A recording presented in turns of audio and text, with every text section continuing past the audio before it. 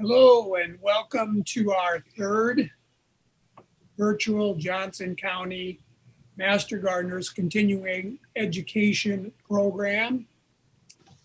I am Doug Garretts. Today I'm pleased to introduce Deb Walser, who will be discussing how to prepare for possible drought conditions. The timing of Deb's presentation is actually perfect.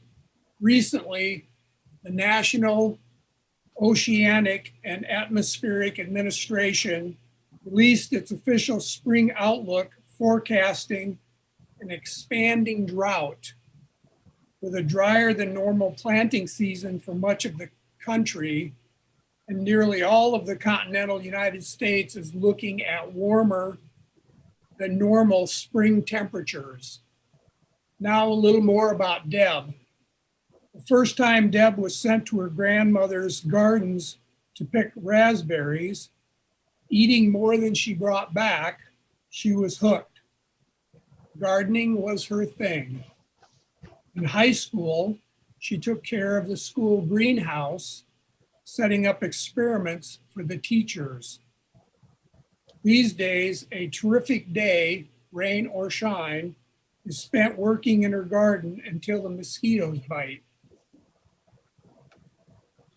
Professionally, Deb worked at Peck's Garden Center in Cedar Rapids 24 years as a perennial specialist. Currently, she has found a new home at Pearson's West. Deb has been a master gardener in Linn County since 1995. You may have heard her on WMT 600 AM Sunday mornings from 8 to 9, or at the Winter Gardening Fair in Linn County. Welcome, Deb. The screen. Thank you. Okay, thank you very much. And I'm going to go ahead and share my PowerPoint with you. No, maybe I'm not. There we go. Can you see my screen?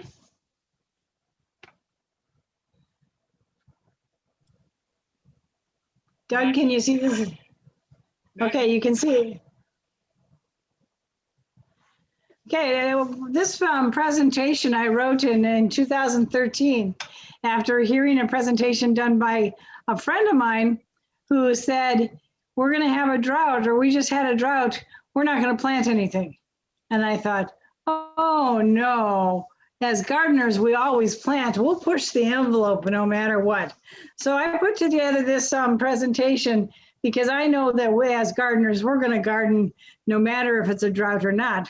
But this actually is a really, as Doug said, a timely presentation, because we are talking a lot about drought, and possibly the western, even now, the western part of the state is in a drought position where we, because of the rain we've gotten, it's not quite so bad for eastern Iowa right now. This is actually my lake in Minnesota. We've got a cabin in Minnesota. That's the lake. Deb? So how, yes? I'm not seeing your slides. Not seeing my slides? Nope. I see my slides. Okay.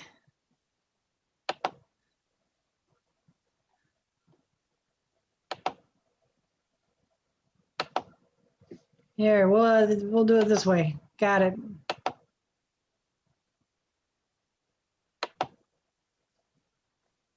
There a little better? Better. Yeah, a little better. Okay.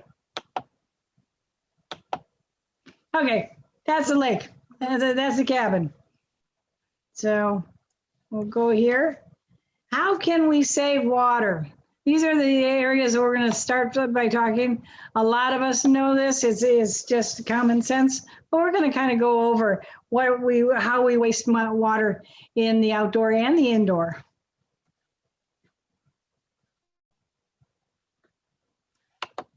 Okay. So indoor use, 60% of all our residential use are used in this way. Nearly 40% is a toilet. Toilets at 3.5 gallons per flush. Showers and faucets combine 60% of all of our indoor water use.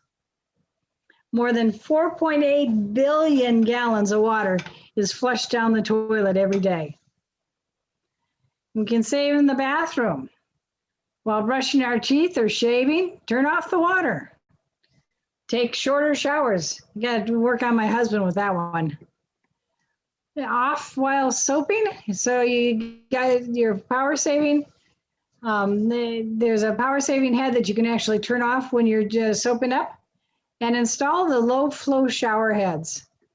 Toilets can be used to carry away solid waste instead of every time you flush. Saving in the kitchen. Run the dishwasher only when it's full. Fill a sink or dishpan with water to rinse or wash. Hold on. An open faucet lets about 5 gallons of water every 2 minutes. So if you're rinsing off your dishes before you put them in the dishwasher, you're losing 5 gallons for every 2 minutes. Saving outdoors, about 32% of the water use is outside. Washing a car, 150 gallons of water by turning the hose off between rinses. Wash on the lawn. You'll be able to water your lawn at the same time that you're reducing runoff. Cleaning sidewalks and the driveways. Hose uses about 50 gallons of water every 5 minutes. Solution, sweep instead of hosing them down. Use an air hose or use a leaf blower. Saving on our lawn care. Water early in the morning. Water on cooler days to reduce evaporation. That late evening thing, don't do that. Don't water it in late evening because that just encourages fungus and other types of things to grow. Allow your grass to grow taller.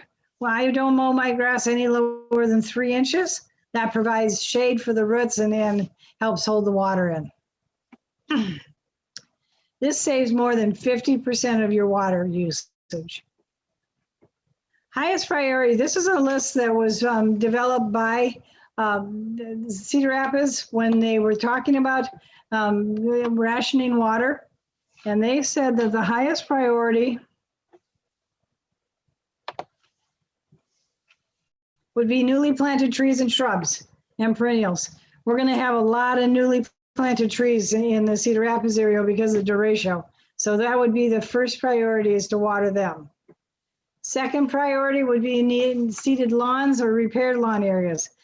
That also is something because of the derecho that Cedar Rapids is having to do because of all of the trees that were on our boulevards waiting to be picked up has really damaged a lot of that boulevard area. Plants on sandy or windy soils or exposed sites. That's your last priority, is to do the sandy or windy areas as far as what the Cedar Rapids was thinking about rationing water. And then you've got your vegetables. And then, that's the last priority. Got 11 ways to save on watering, and some of these are going to come as a real shock to you guys. Like my first one, kill the grass. Grass is one of the highest usage of water and chemicals, etc. Mulch or compost. You can use compost as a mulch. It's going to hold 10 times more water than plain old soil is. Water manually, automated sprinklers, the soaker hose, collecting rainwater in rain barrels, diverting the rainwater, build rain gardens, planting groups, and elevate, and plant in terraces. So first of all, kill the lawn. Lawns are high maintenance. Eliminate your lawn, retain only enough, a large enough patch for you to sit on or lounge on. Train the lawn to be tough by withholding water until you see signs of it wilting. Plant the yard with shrubs and ornamental plants and drought-tolerant perennials. Most efficient ways of conserving water is mulch. Mulch will smother weeds, hold in water, and prevents evaporation. It also biodegrades naturally. Rock is not mulch. It's not organic, but your mulch will biodegrade and add nutrients and soil to your plantings. So when I add mulch every year, spread 2 to 3 inches of organic material on top of the soil and between the plants. This also would go for compost. You can put compost because it's going to hold in 10 times more water than the natural soil would. So putting compost as a mulch, it works really well too. Watering manually is the most efficient irrigation system we have in the garden is to water by hose. Surprised? Think about it. Direct water to the root zone. Watering each plant counts up to 20. This is what I tell my mother to do when I plant something. And she says, well, how much do I water it? And I says, you count to 20. You go to the next plant, count to 20 again. Go to the last plant, count to 20 again. And then go back to the first plant and count to 20 again by repeating the cycle. That way, and she also wants to have her hose at half strength, not full strength. So the plant has a chance to really get that into that newly planted root zone. Water is wasted by watering in the middle of the day. Why is that? Because it evaporates. Water early in the morning, because that way we get the coolness, it's cooler, and you're not having to, you're not inviting fungus to move into your plants. Automated sprinklers. Drip irrigation is one of the most efficient automated sprinkler systems. It waters the ground between the plants. A network of narrow punctured tubes drip water into the soil surface at the base of the plants. If you're not using a drip system, you can still get more efficiency with micro spray heads, and that's the bottom picture is the micro spray head. Also, turn off your irrigation when it's raining. I don't know how many times I've seen sprinkler systems on and it's pouring down rain and the sprinklers are on. It's a terrible waste of water. This is a poor man's low pressure drip system. This is something I put in my raised beds. I'm going to give you a list of the parts on how to build this. I started off with a 1T, 4 elbows, an X, male and female hose ends, and male or female, and a long pipe. And you can see at the bottom, I dry fitted the pieces. The piece that is right here is one of those quick connects, so I can quickly connect my hoses to these poor man's irrigation system by hooking it up to my hose, or I hook it up to my rain barrels. So how I did this at first is I clamped a piece into place, making sure that the red writing here was on the side, or is because I'm going to drill a hole straight through,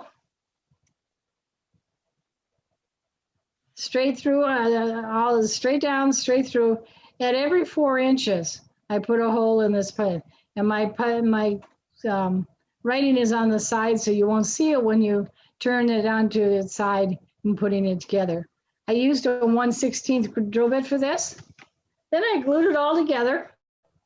And again, you can see that quick connect down on this end here, and put it in my garden. This day, at this picture here, I had it actually above the ground, just on some pieces of metal, and they call them stringers. That's how I make my raised beds, is I use stringers. And that gets it a little bit off the ground before I started planting. The rest of the time, it just lays right in my garden, and it waters to both sides of each of the poles. Soaker hoses. Hand watering can be time consuming. That's why we don't do the hose. Sprinklers wet the foliage, then fungus can develop. Water seeps out of the soaker hoses right to your plant's roots. Soaker hoses waste less water, are best used in the garden beds where plants are relatively close together. Water 30 minutes twice a week. The statement about relatively close together, I planted a shrub row, and instead of putting a soaker hose there, I made a poor man's soaker hose, which I took a piece of garden hose, wrapped it around each of the plants like you see here, and then I would poke a hole in that soaker hose or in that old piece of hose, and then I had my soaker hose, and it was only getting the plants wet right at the root zone instead of everything in between. So that's another way to do it. Okay, collecting rainwater. I have 9 rain barrels, and I collect rainwater and use rainwater a lot because it's free. I can use it for landscaping and other things. There is a little bit of an issue about using rainwater for vegetable beds, but it's such a small thing, I don't really worry about it too much. I hook up my rain barrel to my drip irrigation or to the soaker hoses. And I've got a little faucet. This faucet is way too high on this one. You see where that is? You're only going to get 25 gallons of water out of that barrel because the hose is way up the top. The bottom hose may be running to a soaker hose or something like that. I love rain barrels. And you can save on your water bill. That's always a good thing. This is a type of barrel system that I saw out online, and I decided that made a lot of sense for me because I've got a 3-story deck, and under the story of the deck, the stairs, and I was able to build something very similar to this by using the upside down bung power. This is a bung plug, and you can use a 2x2 to open it up, or you can do that. But you can see I drilled out this part here, and I screwed on, because there happens to be threading there, a adapter to go to my hoses. And this is what they look like all set up, ready to go. Now I've got the screwed into the bunge, an elbow, oops.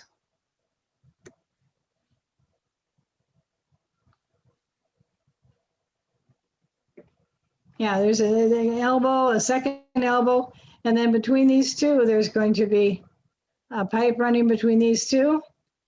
I also put these shutoff valves on, so maybe I didn't want all of the barrels to be filled up, so I can do the shutoff valve on each in between each one. And there's what it looks like when it's all plumbed and ready to go.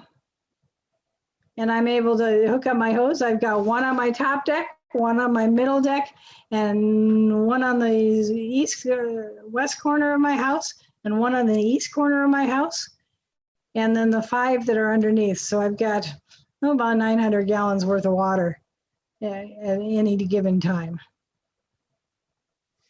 Another way is to divert your rainwater. You can actually divert it by making a little path. You can use tile. You can attach a sprinkler or soaker hoses to those and move them around to different parts of the yard. This is a good way to water large trees whose water needs may or may not be served by the light rains. Now, we had a maple tree in our front yard, still have half of a maple tree in our front yard, that's going to need more water because it used to have such a huge canopy that the water didn't get through when it was pouring down rain. Not so much anymore. This is also a good way to water rain gardens. Why do a rain garden? It allows rainwater to run off and the opportunity to soak into the ground. It filters through the soil layers before entering the underground water system, the feral thing. It improves the water quality in bodies of water, so we're not having runoff. Cut down the amount of pollution reaching the creeks and streams. And use most of the natural rain and snow that falls on a property, which is why I use my rain barrels for the most part. I do have a rain garden This is not my rain garden, but this is a wonderful rain garden. I attended a seminar at Iowa State about rain gardens, and the gentleman was talking about how you can put, how he did like a comparison of two newly constructed streets side by side. And they put rain gardens on one street and then just put the regular sewer system on the other side, or water system on the other street. And they saw an 80% reduction in the amount of water that was going down the storm sewers with the rain garden street versus the street that didn't have rain gardens. And rain gardens don't have to be ugly. They don't have to be natural, or they don't have to be all native. You can do a lot of things with plants that are non-native and then hybrid, like the black-eyed Susans here and the Russian sage and the ornamental grasses. So you want to collect this in low areas, specifically planted with water lovers.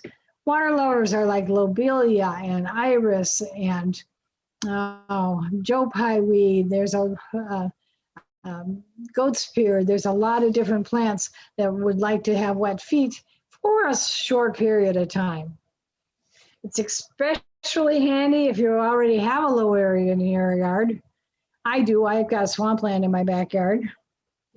You can divert water from your gutters. You saw the diverting way of diverting, whether you do a fancy brick thing with pea gravel in it, or you tile it to that area, or just dig a trench that will divert your water from your yard and downspouts into this rain garden. Rain garden will the rainwater will seep slowly into the soil, watering those plants. We want to make sure we plant in groups according to their need for water and sun. You want to set aside a part of the bed for any thirsty plants that's close to where you're watering, so you can confine all your watering to one spot. Keep shade lovers with other shade lovers and sun lovers where they can bask in the heat. Elevate your garden's beds. This happens to be my raised beds, and I've elevated my garden beds, so I'm not actually using the soil that is already there. You set your garden on top of the ground. Besides saving my back, raised beds have 3 benefits. Water congregates around the plants rather than running out into the garden. Raised beds provide excellent drainage, and raised beds also mean better circulation for your plants, so you can get away from any of the diseases. My rain gardens with a special soil there, or my elevated garden beds, very rarely need water. And if they do, I've got that fancy irrigation system to put in. On a hilly area or sloped area, we want to build terraces, edged in stone or bricks or tiles, just about anything that you would like to have it edged in, simply by mounting little ridges of stones around to hold the plants in place. You can install a new plant, dig a little moat. You put your mulch in it and you dig a moat around where the root ball is, so water will congregate in that moat and soak into that newly planted root ball. The moat will melt into the garden surface, helping the plants grow deeper. So as the moat disintegrates, it's going to become part of the soil around it. Deep roots help plants use all the available water. So we want to water to make these plants tougher by only watering when they need it, not as we want to do it. So here's the water-wise garden plants.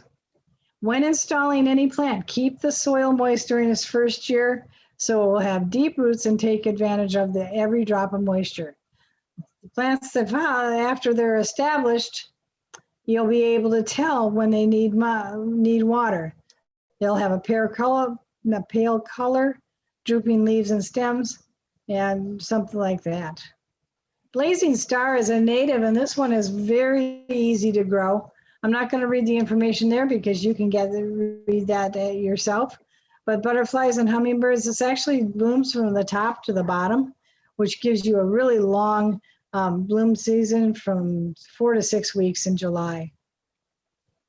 Penstemon is also another native called beard's tongue. And it's a wildflower. It comes in lots and lots of different colors.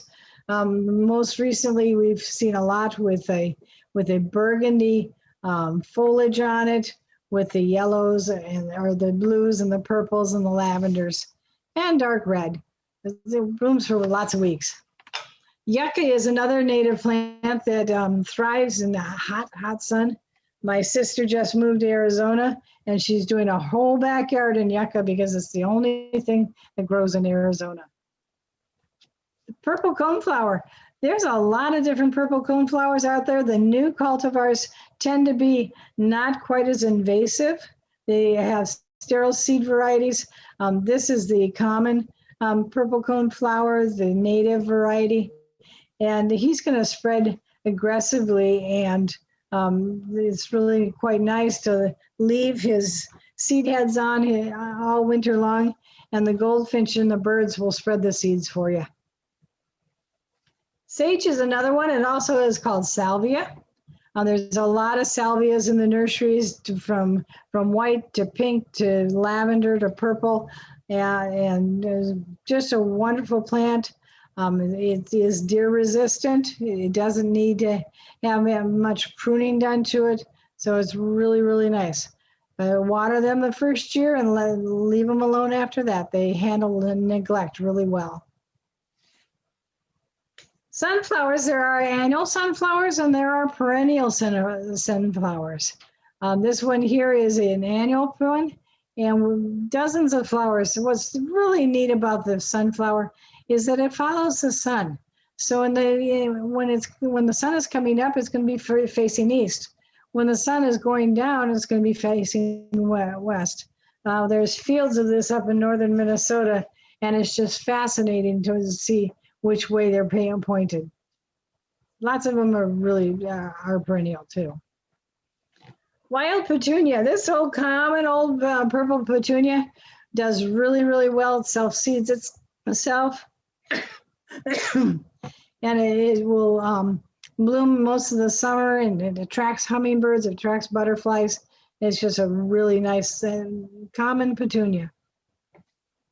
The ice plant is native to a really, really dry area, and it has a succulent type leaf to it, and really brilliant flowers of orange and purple and red, and lots of different colors of the succulents.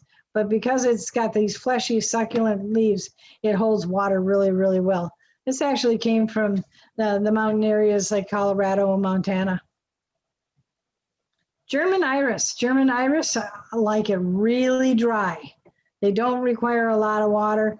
Every once in a while, you might have to divide them, but the German iris will survive very, very well. Unlike the Siberian iris that would like to be in that rain garden. Purple poppies. These are the purple poppy mallow, and it's a really nice, cute little flower. It comes out from its base and just dances in the wind. It's really a nice thing, from Texas and New England. The false indigos are native also, and there's a lot of different colors of false indigos, anywhere from 3 to 5 feet tall, and that equally is wide. They're blue-green foliage and deep colored flowers. If you don't cut the flowers, they get a black seed pod in late fall. This is actually used by the Native Americans. That was a baby rattle, that back seed pod, and the purple was used in their costumes for the purple dye that they would put in the things. One of the things with false indigo is you don't move it. You pick a spot and you leave it because it forms very, very deep root systems, got a tap root on it. When we moved into the house that we're in right now, 25 years ago, there was one right at the bottom of the steps, and I knew my kids were going to run right through it. So I moved it 6 feet away from where it was. It took 3 years for it to bloom. So if you're going to move it, you understand that it may not bloom for about three years after that. You'll get three to 6 weeks of bloom out of the false indigo. Very, very pretty. And with that blue-green foliage, it's something different than just green. Ornamental grasses, we know that ornamental grasses will put down root systems that could go 6 to 10 feet down. So we want to make sure that we give them enough water to establish. And once they're established, there's very little care. Every spring, I take my bungee cords out, I wrap my grasses up, and I take my hedge clipper and I cut all my grasses down to 6 inches. But if we got, again, these are going to go very, very deep. Put them where you want them because you're not going to want to dig them up. Digging up often involves, I don't know. I pulled one out with a minivan and a chain once. I think that I should have used a backhoe. New England aster, there's a lot of different asters. Again, they can be anywhere from 3 to 6 feet tall. And this is a fall blooming plant. It's a late summer. It's about the same time that the mums are blooming. It's very, very nice. I tend to pinch mine back, or if the deer don't do it, I'll cut them back about to half the height that they are, so they bloom a little later, and they're a little more compact. So when that 6-foot stem gets up there, it gets kind of floppy. So this is a way to develop our garden according to water-wise principles. You'll be repaid many times over by conserving water, saving money, and saving time and labor. One of the things that I did several years ago is I had a meter put in for just my outside watering, which has saves me the amount of storm sewer price, because I think that thing paid for itself in 3 years. So now all of my hoses are attached to a water-wise meter. These are my resources. I use the Extension University of Illinois for a lot of information.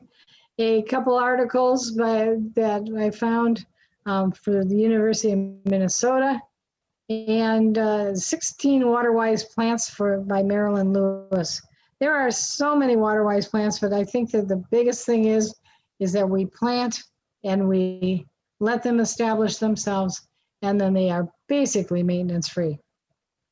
You want to have a Master Gardener speak at your event, you can call the Master Gardeners at 447-0647. You can email them at linncountymastergardener@gmail.com. We have a Facebook page that has lots of information on it, website for Linn County Extension, and of course WMT Radio 600 from 8 o'clock to 9 o'clock. This is my backyard. And I do have grass. My husband insisted on having enough grass so we could throw a ball to the kids, and he didn't have to go in the neighbor's yard to get it. But up in this area up here are my gardens. And there are my gardens. You see my email on top. If you'd like a copy of this program, you can give me a PDF and I will send you a PDF. Tell me which program that you'd like a copy of, and I'll send it as a PDF to you. And that's my backyard with my raised beds. And any questions? Thank you, Deb. That's a beautiful backyard. I enjoy it a lot. We do have some questions that have come in through the chat box. Actually, a couple of them are mine. So what is the issue of using rainwater for vegetable beds? There was a 2018, no, it was like a 2013 article from New Jersey discussing that if birds poop on our roof or animals poop on our roof, that would contaminate the water. And there's a slight risk of E. coli and some of those other things. So again, if we're watering our plants at the base like we're supposed to, the E. coli shouldn't be an issue. And it was such a small issue. And I have seen no problems since then, or articles since then, that talk about rainwater not being okay to use on your vegetables. So you don't use rainwater to water vegetables, and you don't recommend it? No, I do water with rainwater. I do water my vegetables. It's just that there is a slight problem with the rainwater. I've been doing rainwater most of the time. I do from the rain barrels, because I try to save money by not using my outside watering system. But if I can use the rainwater, I'll use rainwater first. And I haven't seen any problems with, you get some sludge that builds up in the bottom of my barrels, but that's okay too. It works fine. Follow-up question to that. It looks like Jane has sent a question. I've heard rainwater from asphalt roof may have chemicals. It may have some chemicals, but it's not chemicals that are damaging. Things like arsenic are naturally occurring in our soil. A lot of the chemicals that come from an asphalt are naturally occurring in our soil. So it's really not a danger. I know that the food bank, I attended a seminar in the food bank, and they never asked you if you've used rainwater or barrel water to water your plants. They are not concerned with it, so we shouldn't be either. Okay. Okay. This question is from Connie Gobe. I'm probably mispronouncing that last name. Do you have to drain your water barrels in the fall-winter season? I don't. I just disconnect them from the gutter system just by moving the gutter system out of the way so there's not any more water going in them. But I have not had a cracked barrel or anything else. I just leave the water there. In fact, I just emptied it because I put new carpet on my deck and I had to move the rain barrel all the way, and it was completely thawed. Okay. Another question from me. Don't raised beds dry out a lot faster, therefore need to be watered more frequently? No, they dry out. They dry out nicely. In fact, that's why I'm able to plant right now, is because they warm up faster. But because of the soil mixture of using compost, vermiculite, and sphagnum peat moss, that's a really nice loose soil, and it holds the water better than plain old ground soil does. So you really have an amended soil in your raised beds, not Right, right. With a raised bed, you can put it right on top of your icky clay soil and put the new soil on the top. In Cedar Rapids here, we can go to Blue Stem and get compost for free. For the bottom, I mean, most of my beds are 18 inches tall. So the bottom 10 inches, I've got Cedar Rapids compost. And then I mix the top with the vermiculite, the sphagnum, and the compost. Okay. Yep. But that's a whole nother talk on raised beds. Okay. This question is from Linda Schreiber. How should we address dry conditions for rain gardens? Well, you're going to have to supplement rain, put some supplement, but a rain garden is nothing better than a regular garden. It just holds the moisture when it does rain. But those plants, the grasses, the Joe Pye, the black-eyed Susans, they grow just fine with the drought positions. And of course, it's always the survival of the fittest with the plants. The ones that can tolerate the wet and dry. Because this rain garden isn't going to be like my backyard where you sink to the ankle, because I've got underground springs that water my backyard, the lower part of my backyard, and it's very wet. But that water is not going to be in your rain garden. It isn't going to be there standing there for weeks on end. It's going to be soaked into and back down to the aquifer down below. So it's a really good use of rainwater. Okay. This next question is from Shannon Balicki. Are there filter systems you could add to eliminate debris or other concerns? And this, I'm assuming, is the rain barrels. Yes, there are filter systems that you can add to your downspout to get that. I have a basket that is mesh on one of my rain barrels, and I just have to go and clean that out every once in a while, but that keeps a lot of the debris from falling into the rain basket or into the rain barrel. So there are several different things that you can do. In big cities, they actually, or people that are really doing this, A friend of mine went to Australia and they were talking about Australian rain barrels. And rain barrels in Australia are the size of a large room because they really need to conserve their water. And they have filter systems to make it so they can actually drink it. We don't drink our rainwater here. Not if it's gone into a barrel. Okay. It's not that it's just not, it doesn't taste good, and I don't think it's a little bit too dirty. So we don't want to do that. Okay. Okay. That's all the questions we've had come in through the chat, unless anyone else has something they're ready to submit.